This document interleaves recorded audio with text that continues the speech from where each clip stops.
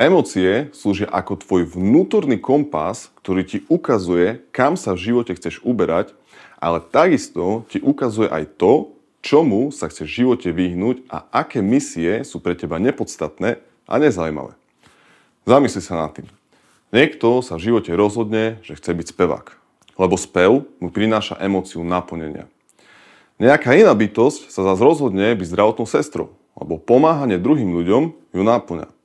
Niekto iný sa rozhodol byť pretekár, lebo rýchla jazda a predbiehanie pomalších spolujazdcov na základe vodických skúseností mu prináša emóciu naplnenia. Ale emócie ti ukazuje to, čo nechceš v tejto hremenom život zažívať.